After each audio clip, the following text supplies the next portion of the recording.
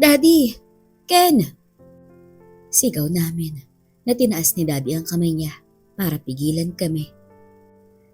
Tumulo ang dugo na nagmumula sa ilong ni Daddy at pilit niya tong pinipigilan at tumingala siya para tignan si Mami. Kenneth! Tawag ni Lola Aida sa kanya. Huwag kayong lumapit.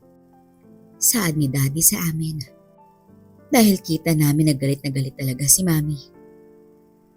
Cello, tawag niya, na ngayon ay tumayo na rin siya at hinarap si Mami. Naaalala mo pa ba ang sinabi ko sa iyo noon? Tanong niya rito. Nahinawakan siya nito sa kwelyo at sinuntok siya sa muka. Naagad tinaas ni Daddy ang kamay niya para pigilan kaming huwag lumapit sa kanila. Dad! Tawag ko sa kanya. Nalumingon siya sa akin at nginitian niya ako. Saka lumingon kay Mami. Remember, Cello? Remember what I said to you before. Remember! Saad nito na muling inunat ni Mami ang braso niya para suntukin si Daddy. Nang biglang tumikil siya nung malapit na sa mukha ni Daddy ang kamao niya. Naaalala ko. Saad bigla ni Mami na napangiti naman sa kanya si Daddy. Kenneth! Tawag ni Lola Aida sa kanya na pinigilan naman siya ni Lolo Rudy. Hayaan na natin siya. Saad niya kay Lola. Nanaluhan na lamang siya dahil sa nakikita niya. Ano ba? Ano bang sinabi ko sa iyo noon? Tanong ni Daddy sa kanya. Na nakita na naming dahan-dahang kumakalma na ang mukha ni Mami at bumuka na ang kamay niya. Ken, saad ni Mami na naluhan na siya. Ikaw lang, wala nang iba. Saad niya kay Mami. Nainawakan naman siya sa pisngi ni Mami at tinila siya palapit sa kanya at niyakap siya. Oh God, Kenneth! Saad ni Mami at tumiyak na siya na niyakap na rin siya ni Daddy. Mom, Dad, tawag ko sa kanila. I'm going to kill that boy. Saad ni Mami kay Daddy. I know, but you have to listen to him first before you do that. Sagot ni Daddy sa kanya na ngayon ay kumalma na. Napalunok na lang ako ng laway at nakita ko na lumapit si Lolo Rudy sa kanila. Ken, magpagamot ka. Saad niya kay Daddy. Na parang ngayon lang ata napansin ni Mami ang ginawa niya sa mukha ni Daddy. Oh God, I'm sorry babe. Saad ni Mami sa kanya. Nainawakan niya sa mukha si Daddy. I'm okay. I'm okay. Wala lang to. Mom, saad ko. Nalumuhod ako at niyuko ko ang ulo ko. I'm sorry. I'm really sorry for what I did. Ken, stand up. Saad ni Daddy sa akin. Tumayo ka dyan, Kenneth. Saad ni Lolo Rudy sa akin. Tumayo ako at sinundot ako sa noo ni Mami. I'm not done with you. Babe, saad ni Daddy. Don't, Kenneth. Saad niya kay Daddy. At bumitaw na siya sa pagkakayakap kay Daddy. Now that we are all calmed down, saad ni Rosana na lumingon kami sa kanya. Why don't we go inside and get our wounds patched up? Dugtong niya na lang si Mami at napangiti na lang si Daddy. Ginamot ni Jaisel si Julie habang si Mami naman ang nagagamot kay Daddy. I'm sorry. Saad niya kay Daddy. Nainawakan naman siya sa kamay nito. It's fine. Sagot naman ni Daddy sa kanya. Pagkatapos gamutin ni Mami si Daddy. I understand everything about you and my husband. Saad ni Mami kay Rosana. It's all in the past for me. What happened earlier, it's nothing more than bottled up emotions. Paliwanag ni Mami. Walang ni isa sa amin ang nagsalita. Now, explain it to me, Rosana. Saad ni Mami sa kanya. Na tumingin naman sa kanya si Rosana. What the hell is going on? Pumikit si Rosana at nagbuntong hininga. This falls for me. This is all my fault. Pag-amin niya. You got that right. Sagot naman ni Mami sa kanya. Cello. Saad ni Daddy. Problema ko to at napasama lang kayo dahil sa nangyari noon 22 years ago. Panimula ni Rosana. Dahil sa nais kong maipaghigante ang mga magulang ko, sumali ako sa isang sindikato. Kwento niya sa amin. Akala ko kung mapatay ko na ang mga taong pumatay sa mga magulang ko, tapos na ang lahat. Na hanggang doon na lang ang ugnayan ko sa kanila. Pero mali pala ako. Patuloy niya. Tingin mo makakawala ka sa pagkahawak nila sa'yo pagkatapos kanilang tulungan? Such a stupid. Cello. Sabat naman ni Daddy. No.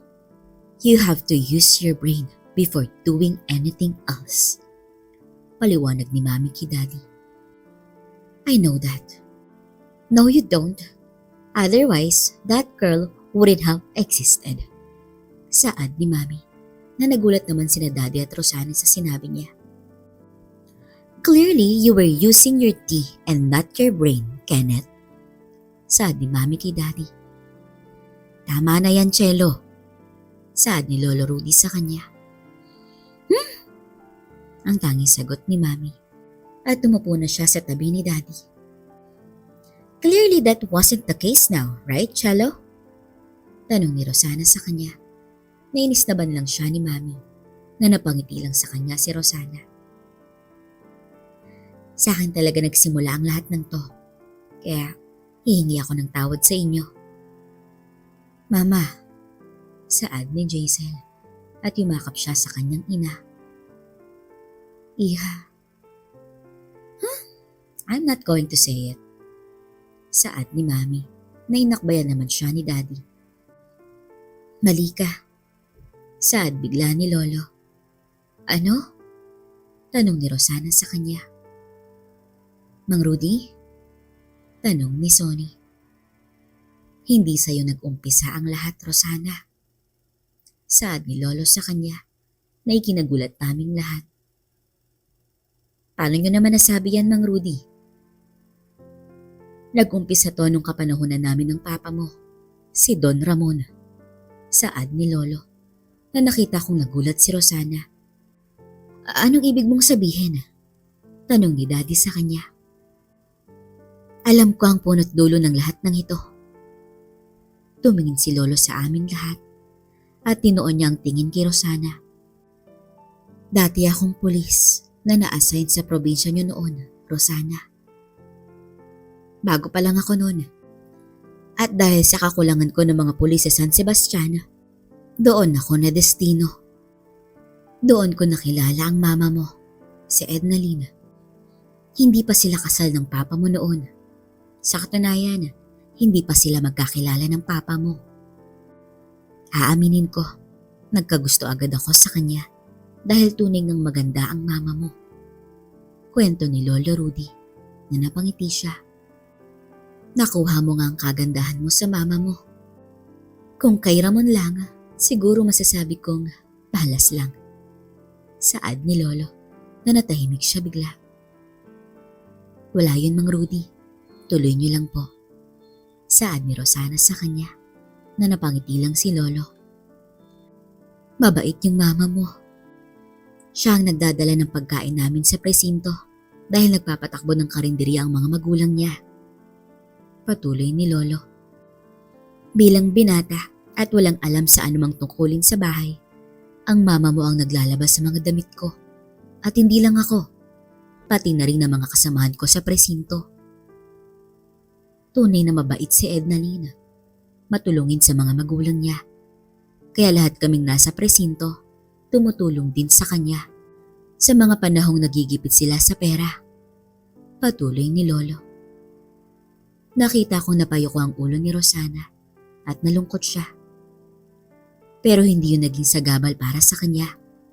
At yun pa ang ginamit niyang rason para magsikap pa ng mabuti na ikinatuwa ko sa kanya. Natawa na lang si Lolo Rudy. Bakit po? Tanong ni Rosana.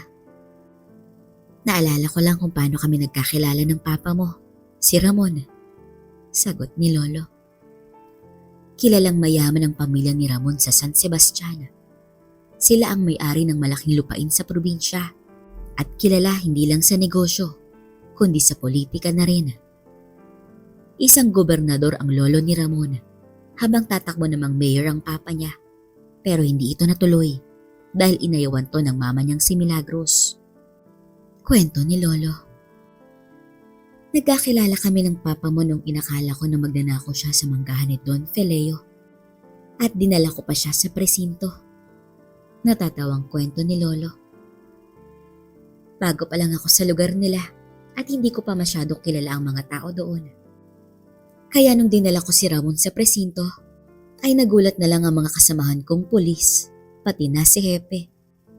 Dahil ang taong hinuli ko na magnanakaw ay may-ari pala ng manggahan. Nakangiting kwento ni Lolo. Tumingin siya kay Rosana. Akala ko matatanggal na ako sa serbisyo noon dahil sa ginawa ko. Pero kinausap ni Ramon ang hepe namin. Since bago pa lang ako sa probinsya, pinatawad niya ako. Kaya simula nung araw na yun, sa tuwing makakasalubong ko si Ramon sa daan o magkita kami sa isang lugar, bibiruin agad niya ako na baka uhulihin ko raw siya. Kwento ni Lolo na napangiti si Rosana. Nung tumagala, naging magkaibigan na rin kami. Noong una, medyo naiilang ako sa kanya dahil sa status ng pagkatao namin. Mas angat siya kaysa sa akin. Pero binaliwala ni Ramon yun. Tinrato niya akong magkalebel kaming dalawa. Doon ako napahanga sa papa mo, Rosana. Hindi siya katulad sa kapatid niya na puro kayamanan at pangalan ang pinapakita sa taong bayan. Hindi si Ramon. Naging mas malapit pa kami noong nalaman niyang kaibigan ko si Ednalina. Kaya biniro ko siya na kaya naging magkaibigan kami dahil gusto niyang ilakad ko siya kay Ednalina. Kwento ni Lolo Rudy. Ang totoo kasi niyan, torpe si Ramon. Nung pinakilala ko nga siya kay Ednalina, nahihiya pa ito. At muntik pang maihi sa pantalon niya dahil sa kaba at takot. Natatawang kwento ni Lolo Rudy na natawa na rin kami. Kaya sinabi ko sa kanya, kung ayaw mo magpakalalaki at harapin ng maayos si Ednalina, baka maunahan ka pa ng iba. Dahilan kaya naglakas loob siyang manligaw. At kahit kabado at takot na baka ayawan siya ni Ednalina, ay naglakas loob talaga siya. Hanggang sa dumaan ang ilang buwan na panliligaw ni Ramon kay Ednalina. Dumating rin ang araw na pinuntahan niya ako sa presinto para ipaalam sa akin na sinagot na siya ni Ednalina. Napangiti si Lolo Rudy. Tumingin sa akin si Lolo. Nung araw din na yun ang pagdating ng bago kong partner sa presinto, si Minerva. Kwento ni Lolo na ikinagulat ko. Partner kayo? Tanong ko sa kanya na tumango siya. Magkakilala na kami ni Minerva noong naka-assign pa ako sa Pasay. Sabay kaming pumasok sa unang araw naming dalawa. Pero nagkahiwalay kami nung inilipat na ako sa San Sebastian. Akala ko yun ang huling pagkikita namin. Mali pala ako. Magkakilala kayo ng hepe ni Ken? Tanong ni Daddy sa kanya. Na napansin ko namang tumalikod si Lola Aida at lumabas to ng infirmary. Ma, tawag ni Daddy na hindi siya nito pinansin. Alam kasi ng mama mo ang nakaraan namin ni Minerva. Kinuwento ko na sa kanya noon bago pa kami ikasal. Kaya intindihin niyo na lang siya. Sige po, Mang Rudy, ituloy niyo po ang kwento niyo. Saad ni Sonny sa kanya. Pinakilala ko si Minerva sa mga magulang mo. At malugod nila siyang tinanggap. At sa tuwing lalabas ang dalawa, gusto nila kaming isama. Patuloy ni Lolo. Masaya ang buhay namin noon ni Minerva kasama ang mga magulang mo. Isang araw, binalita na lang ni Ramon sa akin nung nangingisda kami sa tabing ilog na niyaya na niyang magpakasal ang mama mo at pumayag siya. Kwento ni Lolo. Nakita ko naman na napangiti si Rosana. Parang bata si Ramon na nagsisisigaw sa tabing ilog na kinainis ko naman dahil nabitawan ko ang nahuli kong isda at bumalik ito sa ilog. Ibibili na lang kita sa palengke, Rudy. Yun ang sinabi niya sa akin na natawa na lang ako at natuwa para sa kanya. Sinabi ko to kay Minerva na ikinatuwa naman niya dahil nasabi na rin pala ni Ednalyn sa kanyang engagement nila. Akala ko yun lang ang sorpresa maririnig ko sa araw na yun nang biglang sinabi sa akin ni Minerva na nagdadalang tao na siya. Sa tuwa ko, binuhat ko siya at agad ko rin siyang binaba sa pangambang makunan siya. Biglang nalungkot ang mukha ni Lolo. Bakit, Lo? Tanong ko nang umiti siya. Binalita namin to kina Ramon at nagsalo-salo kami sa bahay na tinitirhan namin ni Minerva. Sinabi namin sa kanila ang pangalan na ibibigay namin sa magiging anak namin. Kwento ni Lolo Rudy. Pero nagbago ang lahat. Biglang nagbago ang ekspresyon sa mukha ni Lolo. Noong dumalaw sa amin ang half-brother ni Minerva, si Eduardo, patuloy niya na nagulat kami lahat sa sinabi niya. Oo, magkapatid si Eduardo at si Minerva. Tumira sa amin ng ilang araw si Eduardo dahil sa nag-away sila ng papa nila ni Minerva. Dahil sa hindi nito pagtupad sa kagustuhan ng papa nila na tapusin ang pag-aaral niya. Sa mga araw na pananatili ni Eduardo sa amin, nakilala din niya ang mga magulang mo. At doon, may napansin ako kay Eduardo. Ano po yun? Tanong ni Rosana. May gusto siya sa mama mo. Sinabi ko na to sa kanya na hindi na pwede dahil ikakasal na sila ng papa mo. Pero nagpipilit pa rin siyang manligaw kay Ednalyn. Kaya nagkaroon sila ng hindi pagkakaunawaan ni Ramon.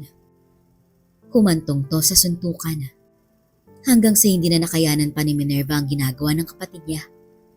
At napalunok ng laway si Lolo Rudy.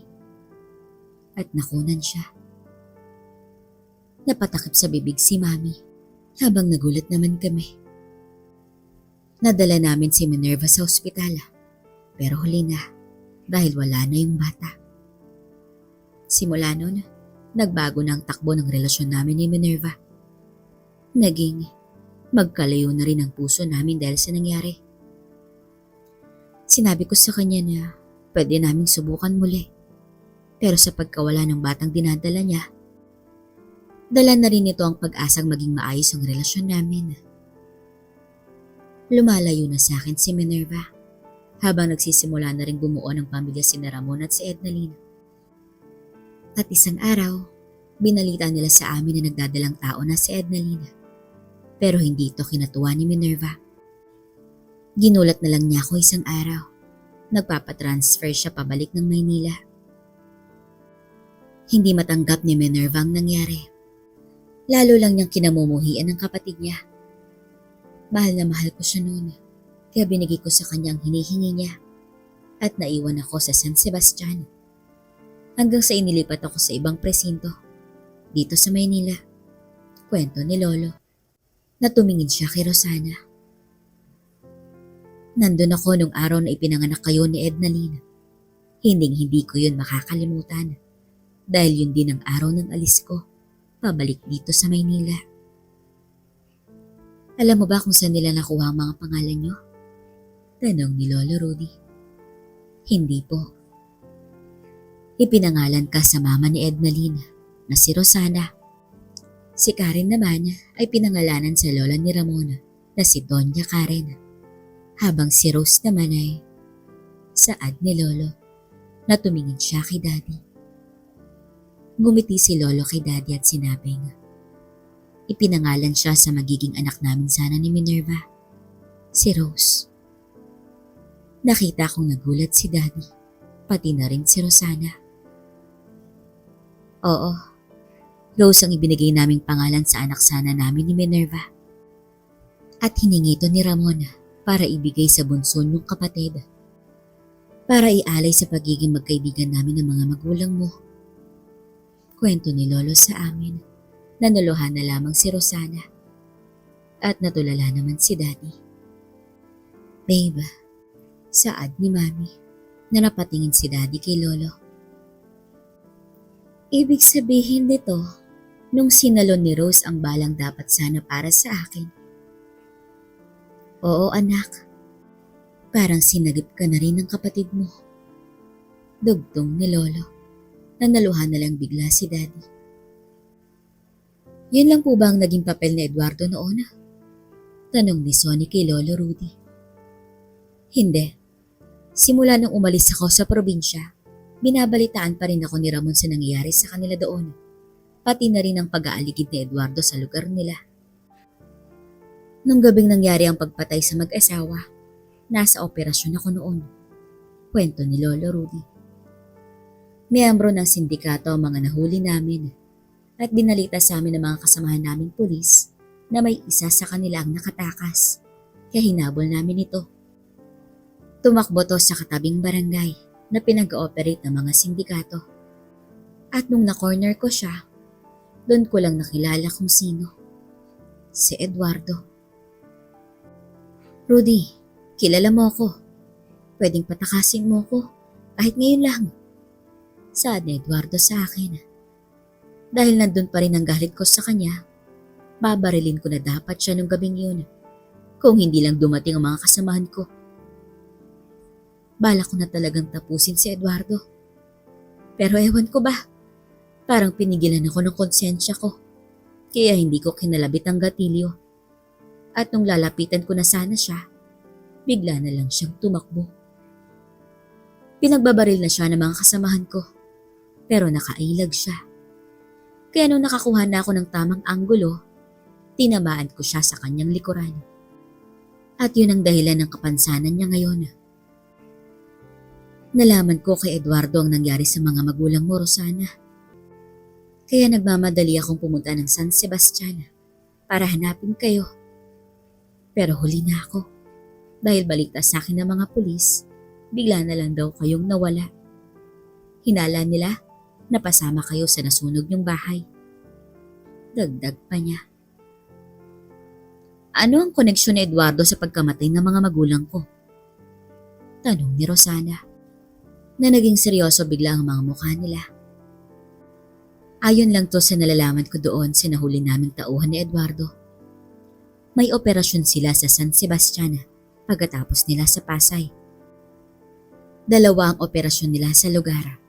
Una, ang pagpatay sa gobernador. Dahil hadlang to sa operasyon ng mga sindikato sa lugar. Ang pangalawa, personal na lakad na pinamumunuan ni Eduardo. Ano ang personal na lakad?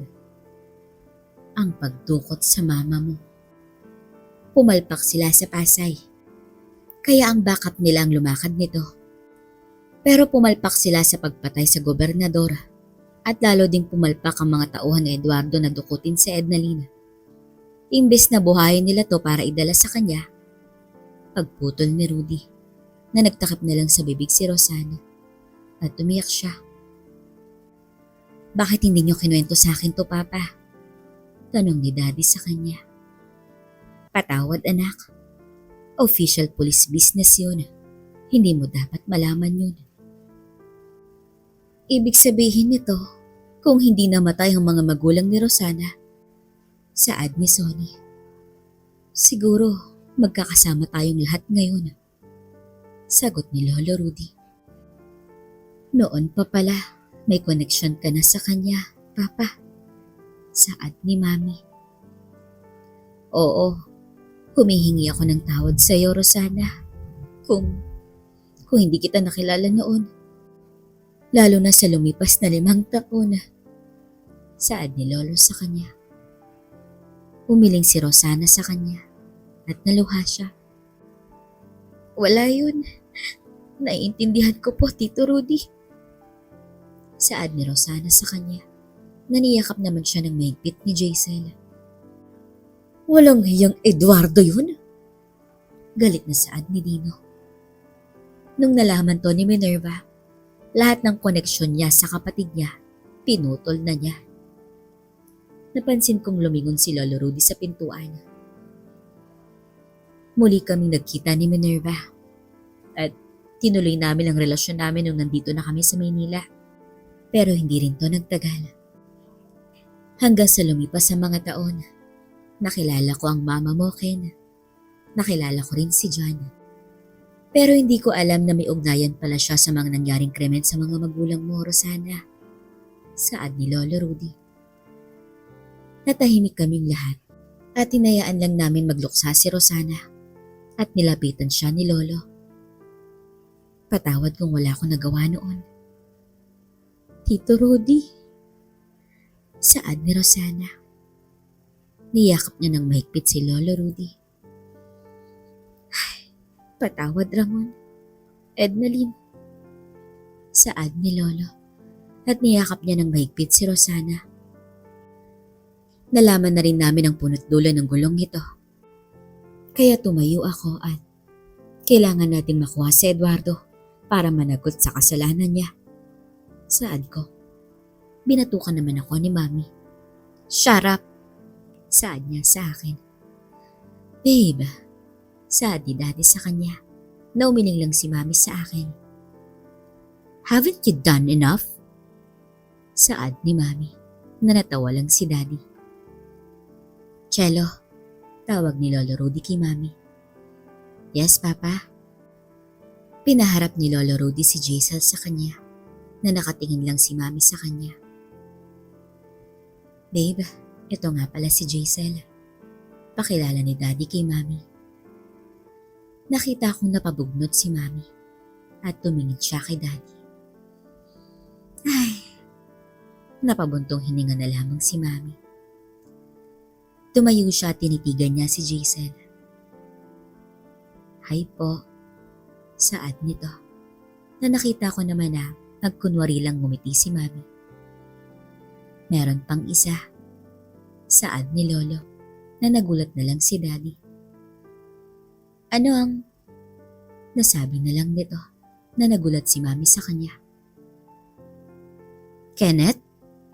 Tawag ni Mami kay Daddy. Meron pang isa? Gulat na tanong ni Daddy kay Lolo. Oo, Ken. Meron pang isa. Saad ni Rosana. Nainila ni Rosana sa likuran ni Dino si Jared. Ipapakilala ko sa iyo ang bunso ko. Saad ni Rosana. Nagalit na nakatingin si Jared kay Daddy. Umayos ka. Saad ni Jaisel sa kanya. Nanayuko naman ni Jared ang ulo niya. Pakilala ka sa papa mo. Saad ni Rosana sa kanya. Nahiya pa ang loko. Saad ko sa kanya. Nagalit siyang nakatingin sa akin. Shut up. Sagot niya sa akin. Come on. Saad ni Rosana sa kanya. Natinulak na siya ni Jaisel palapit kay Daddy. Hi po. Saad ni Jared kay Daddy. Teka, dalawa? Gulat na tanong ni Daddy kay Rosana na tumango lang siya at napangiti si Lolo Rudy. Oo anak, kambal ang anak niyo ni Rosana. Oh come on! I know galit ka nung nakuha ko si Ken. At ngayon nakikipag-compete ka pa sa akin. Inis na saad ni Mami kay Rosana na nakita kong mismid lang siya kay Mami. This woman, saad ni Mami sa kanya. Lumapit si Daddy kay Jared at hindi siya makapaniwala sa nalaman niya.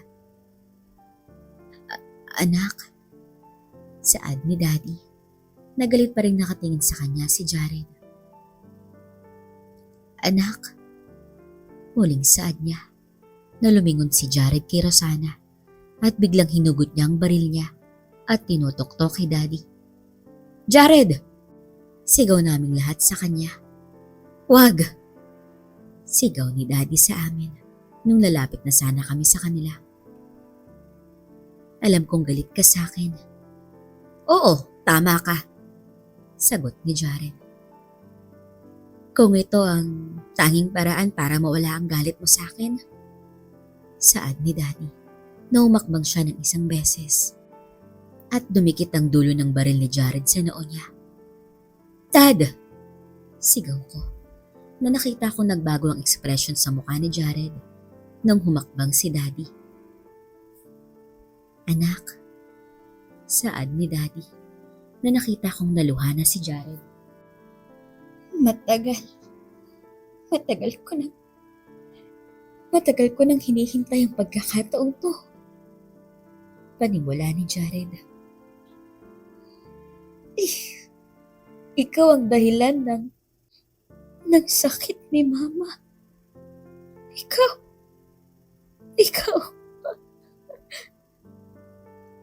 Naiiyak na saad ni Jared at niyoko niya ang ulo niya. Hinawakan naman ni Daddy ang kamay ni Jared. Anak, saad ni Daddy, sabay hila niya kay Jared at niyakap niya to. Hindi kami nakapagsalita sa nakita namin. Patawad anak, saad ni Daddy kay Jared. Patawarin mo ako. Patuloy niya na binatawan na ni Jared ang baril at nahulog to sa sahig. Tiyakap niya ng mahigpit si Daddy. Oh God! Ang tangi na sambit ni Mami na agad namang dinampot ni Rosana ang baril at naluha siyang nakatingin sa mag-ama niya. Papa! Naiiyak na saad nito. Papa! Saad ni Jason na lumapit siya sa kanila at niyakap silang dalawa ni Daddy. Diyos ko, mga anak ko. Natutuwang saad ni Daddy na nilingon niya si Mami at kita kong nginitian siya ni Mami. What are you waiting for? Tanong ni Mami sa akin. Natinulak niya ako palapit sa tatlo, kaya niyakap nila ako. At naramdaman kong nahimasmasan ang buong silid sa nakikita nila ngayon. Kulang na lang si Francina, saad ni Jason. Oo nga, sagot ko naman.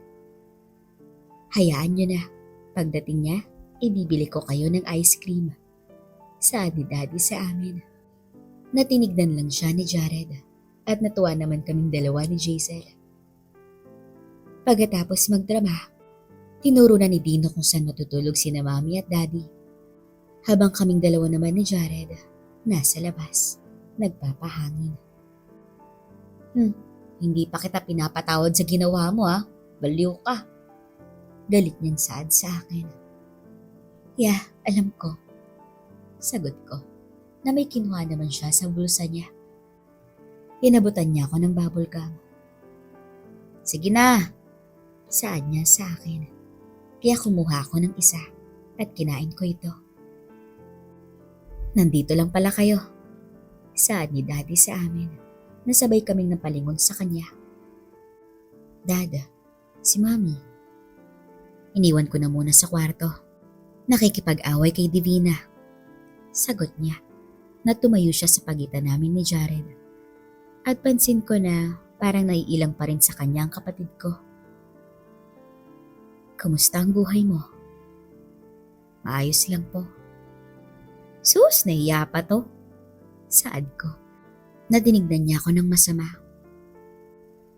Ay, sinabi na sa akin ng lolo mo ang totoong pangalan mo. Saad ni Daddy kay Jared nang nginitian niya ito. Ang tanging sagot ni Jared. Kaya inakbayan niya kaming dalawa ni Daddy. Tatlong Kenneth. Who would have thought? Saad ni Daddy na natawa na lang siya. Bakit? Tanong ni Jared. Ay, kung nabubuhay lang siguro ang lolo nyo, matutuwa yun. Bakit mo naman nasabi yan? Tanong sa kanya ni Jared. Bro, siya ang orihinal. Ang kauna-unahang Kenneth. Natatawa kong saad sa kanya na natawa na lang din si Daddy. May tatanong lang ako sa inyo. Saad niya sa amin. Ano yun anak? Tanong ni Daddy. Bakit parang galit si si Lola Aida nung nalaman niyang Kenneth ang pangalan ko? Natawa kami ni Daddy. Kaya naman kinuwento ni Daddy sa kanya ang lahat. At natawa na lang din siya sa kahapon ni Lolo Ken at ang mga kalokohan nito noon. Kaya pala galit si Lola Aida nung nalaman niyang Kenneth ang pangalan ko? Tama! Sagot ni Daddy sa amin. Lingid sa kalaman ng tatlo, nasa upper deck si Rosana at natutuwa siyang pinapanood ang tatlo. Happy? Saad bigla ni Cello na nakatayo na sa likuran niya. Oh, you! Saad ni Rosana sa kanya. Let's get one thing straight here. Saad ni Cello sa kanya.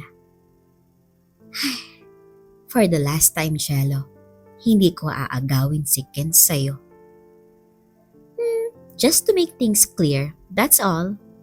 Sagot naman ni Cello. Na naglin sa railing si Rosana habang pinapanood niya ang tatlo. Jaisel, saad ni Cello. What about her? Tanong naman ni Rosana. Nanilingon niya si Cello. She's a pretty one. Saad nito. Na muling lumingon si Rosana sa tatlo at ngumiti siya. So does Francine. Balik niya kay Cello na napangiti rin ito sa narinig niya. Tell me, saad ni Cello na umayos naman ang tayo si Rosana at naging seryoso ang mukha niya. Are you sure about this?